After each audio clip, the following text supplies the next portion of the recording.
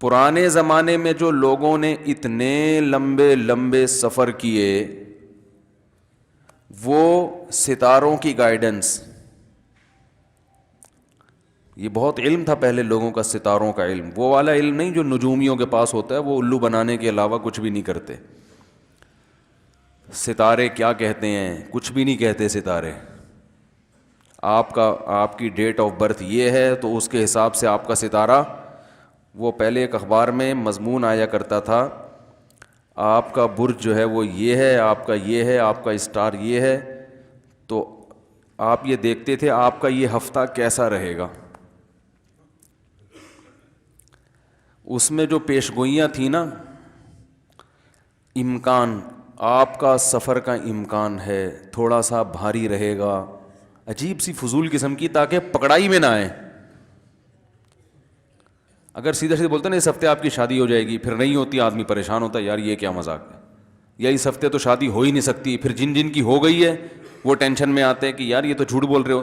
تو ایسی پیش گوئی یہ کرتے نہیں ہیں، امکان رہے گا، ایسے فضول قسم کی پیش گوئیاں کہ لوگ ویسے ہی وہم میں آ جائیں کہ کچھ تو ہے۔ اور وہ افسران بالا کی طرف سے کچھ تناؤ رہے گا۔ اب ہر آدمی کا کوئی نہ کوئی افسران بالا تو ہوتے ہی ہیں، کچھ نہ کچھ ٹینشن تو وہ، کوئی دنیا میں ایسا افسر دیکھا جو ٹینشن نہ دیتا ہو؟ تو کچھ تناؤ رہے گا، کچھ ریلیز، ٹھیک ہے نا، کچھ آپ کو وہ ٹینشن کم کرے گا۔ تو ظاہر ہے کبھی ٹینشن دے رہا ہوتا ہے، کبھی ٹینشن کم کر رہا ہوتا ہے۔ یہ چیزیں ناپی تو جا نہیں سکتی ہیں، فضول قسم کی بکواسات، اللہ بچائے۔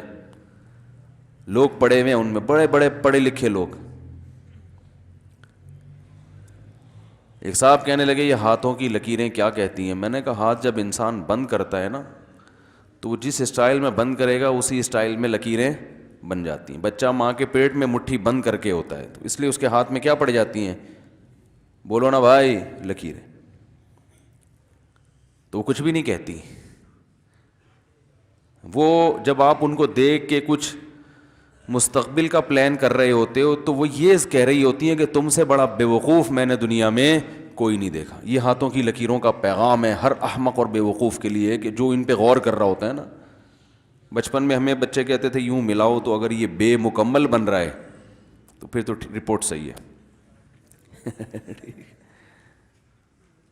میرا بے مکمل نہیں بن رہا، تھوڑی لکیریں دائیں بائیں جا رہی ہیں، وہ کہتے تھے مجھے ٹینشن ہے بھائی۔ وہ کہتے بڑی کیا ہے، ٹینشن میں رہو گے۔ تو اللہ نے تو بچایا ہے ٹینشن سے، الحمدللہ، اللہ بچائے رکھے۔ جو پیش گوئیاں کرنے والے تھے ان کی لکیریں صحیح ہو کے بھی بیچاروں کی ٹینشن ختم نہیں ہو رہی۔ تو ستاروں کا جو ہے نا، یہ نجومی وجومی کچھ بھی نہیں ہوتا۔ رسول اللہ صلی اللہ علیہ وسلم کی حدیث ہے کہ جو نجومیوں کے پاس آئے، کاہنوں کے پاس آئے، تو اس نے انکار کیا اس کلام کا۔ حضرت عائشہ فرماتی ہیں اس نے انکار کیا اس کلام کا جو اللہ نے اپنے نبی پہ نازل کیا ہے۔ یہ تو حضرت عائشہ نے اس کے بارے میں کہا کہ جو نبی صلی اللہ علیہ وسلم کے بارے میں یہ دعویٰ کرتا ہے کہ اپنی آنکھوں سے زیارت کی نبی نے، لیکن خیر یہ اختلافی موضوع ہے کہ نبی کی جو حدیث ہے کاہنوں کے بارے میں، اس کی نماز قبول نہیں ہوتی۔ تو اسلام میں اس کو پسند نہیں کیا گیا ہے، اس کو کفر قرار دیا گیا ہے۔ لیکن ایک ستاروں کا علم وہ ہوتا ہے جو ماہرین فلکیات، جو سائنسدانوں کے پاس ہے، وہ ستاروں کی کے وجود سے، ان کی ڈائریکشن سے اندازہ لگاتے ہیں کہ کدھر ہے، کدھر جانا ہے، سفر کدھر کرنا ہے۔ تو یہ آج بھی ہوتا ہے، بحری جہاز کے کپتان کے پاس یہ علم ہوتا ہے، وہ گائیڈ کرتا رہتا ہے۔ اب تو کیلکولیشن ہو گئی ہے، سب کچھ کمپیوٹرائز ہو گیا ہے، لیکن پہلے ایسا ہوتا تھا۔ اب دیکھیں سمندر میں تھوڑی سی دیر آپ آگے جا سفر کریں تو بالکل انسان اندھا ہو جاتا ہے سمندر میں، اس سے بالکل پتہ نہیں چلتا کہ کہاں جانا ہے۔ صحرا میں بھی ایسا ہی ہے، صحرا میں آپ نکلیں تو علامتیں ختم، اب نہیں پتہ کہاں جانا ہے، ذرا سی ڈائریکشن آپ کی چینج ہوئی تو آپ کہیں کے کہیں نکل جاؤ گے۔